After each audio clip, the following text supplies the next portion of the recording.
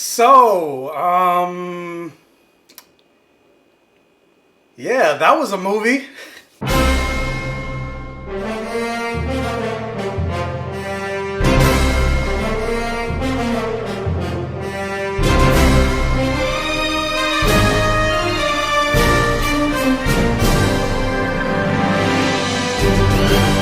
At first, I wasn't going to review this movie because it's not fantasy, sci-fi, horror related, which is what most of my channel is dedicated to. But I was like, what the hell? I've done comedies before, like Good Boys. And plus, it's hella black, so plus it's my channel, so I can review whatever the hell I want. But Coming to America is the sequel to the classic comedy Coming to America starring Eddie Murphy, Arsenio Hall, James Earl Jones, Shari Headley, and others. And this sees these characters returning, and this time set in the lush and royal country of Zamunda. Newly crowned King Akeem and his trusted confidant Semi embark on an all-new hilarious adventure that has them traversing the globe from their great African nation to the borough of Queens, New York, where it all began. And yeah, like I said, just like in the first movie, this movie sees the return of all of these actors, which includes James Earl Jones. And I was really happy to see James Earl Jones reprising his role as King Jaffe Joffer. And not only just that, but you got John Amos returning as Cleo McDowell. Even Louis Anderson returned in this movie, which I actually was surprised about. And then also with this movie, you got so many new cast members and black comedians that we're all familiar with coming to do this sequel. But you also have Tracy Morgan, Wesley Snipes, Leslie Jones, Lavelle, Morgan Freeman, Teyana Taylor, Vanessa Bell Calloway. Like this movie was jam-packed with some great black actors and black stars and black singers.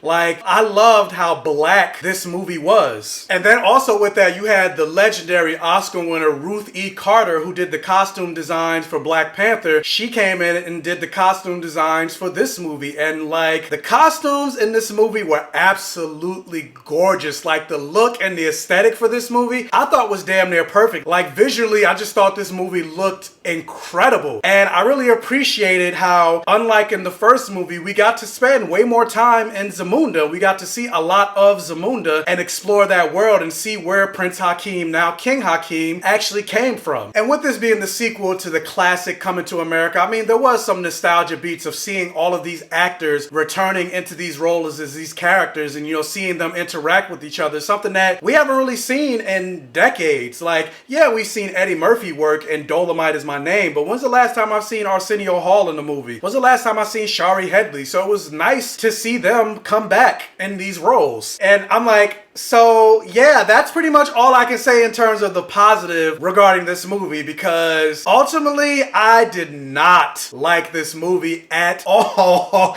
And I hate that I'm saying that because I wanted to love this movie. I mean, it's based on Coming to America. It's a movie starring an all black cast with all these black beautiful people. And yeah, going back to like In Living Color, hated it.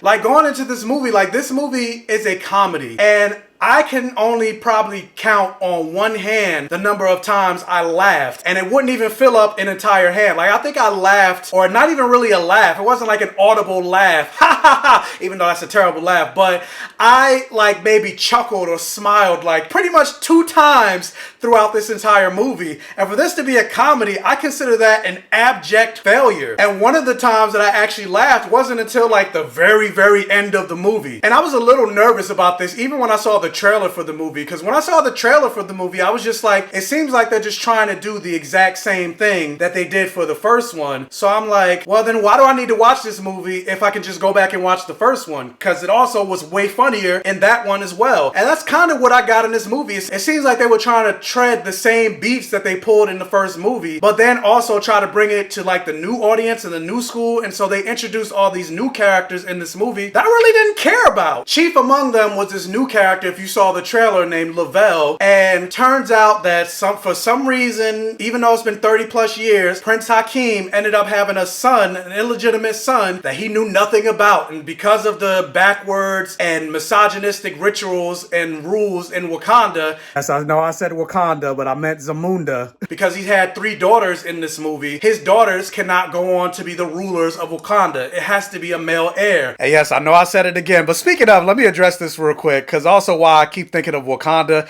there were a lot of moments that you could tell they were definitely inspired by Black Panther. Like, one character in particular, he's totally was supposed to be M'Baku. Like, there was a moment where he's doing like pretty much the entire same speech that Winston Duke did when he first showed up to challenge T'Challa for Challenge Day. Like the whole scoff that tradition. That character, he was the same character. And so the reason he comes back to America and goes back to Queens is to find this random male heir that he knew nothing about. And so because of that, this movie focused a lot on his character, and nothing against the actor. I think he did a perfectly fine job of what he was given, but I didn't care about his character at all. Like, and then the jokes regarding, like, I didn't care. Like, I'm watching Coming to America 2 to see Eddie Murphy, to see Arsenio Hall. Just like, and there wasn't speaking of Arsenio Hall, like, there wasn't a lot of Simi in this movie, like, barely at all. He was in a couple scenes. And I think that, I consider that to be a big disservice for this movie, because that's why I'm coming to watch Coming to America, not for these new characters that I have absolutely no interest in. And then, yeah, sure, maybe I would have more interest if the jokes were funny, but like I said, I laughed maybe a total of 2 times in this whole movie. Like, I just didn't think any of the jokes were funny. And going further into that, I just, like, nothing against Leslie Jones. Like, she gets the roles that she's given. She has to pay her bills and things like that. But I'm tired of seeing Leslie Jones always playing the man-obsessed, man-hungry, borderline creepy woman, always obsessing over somebody. Like, I wish better for Leslie Jones's character and Leslie Jones's career. Like, even in this movie, like, I didn't think any of the stuff that she was doing was funny. At least, like, I don't, like, this movie was just not funny.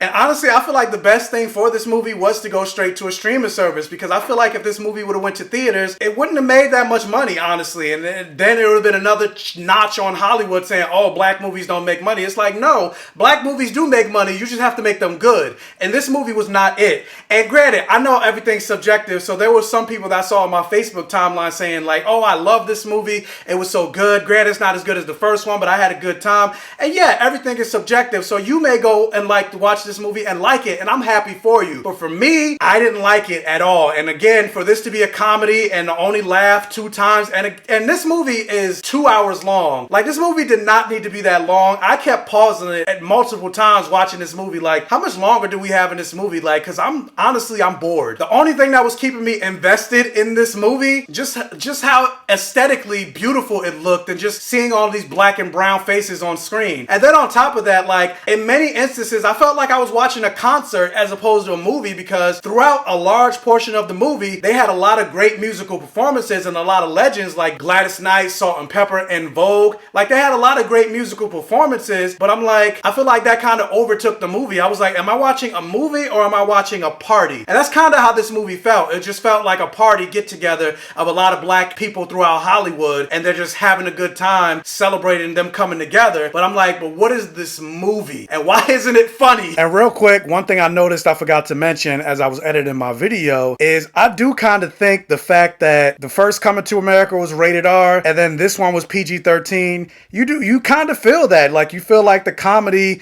and just the movie itself just wasn't as biting, and it was kind of holding itself back with the PG-13 rating. So I don't know what the mandate or the studio head or even Eddie Murphy himself, what the thought process was of them making this movie PG-13 when the first movie wasn't. But yeah, I also think that's what hurt the movie as well. But yeah, I'm not going to keep belaboring the point, but honestly, I don't know. I'm going to just say Coming to America for me was a miss. And the only reason it's not a flop, because it's damn near a flop, but the only reason it's not, because I'm like, it looked beautiful. So I'm going to at least give it that. I'm like, this hurts my heart saying this. But anyway, did you guys see Coming to America? What did you think about it? Let me know down in the comment section below. Maybe there is some mixed reaction, because like I said, there are some people that talked about they loved it. But let me know what you think. And also, if you can't hit that thumbs up button and like this video to really help out the channel, even if you hate my opinion, at least help out my channel, because it'll help with the algorithm and get my channel out there and everything like that. And also, if you can, like and subscribe and hit that bell notification button so you're alerted every single time I post a new video, and tell your friends, families, and neighbors about my channel to help me continue to grow. And as always, I will catch you guys next time.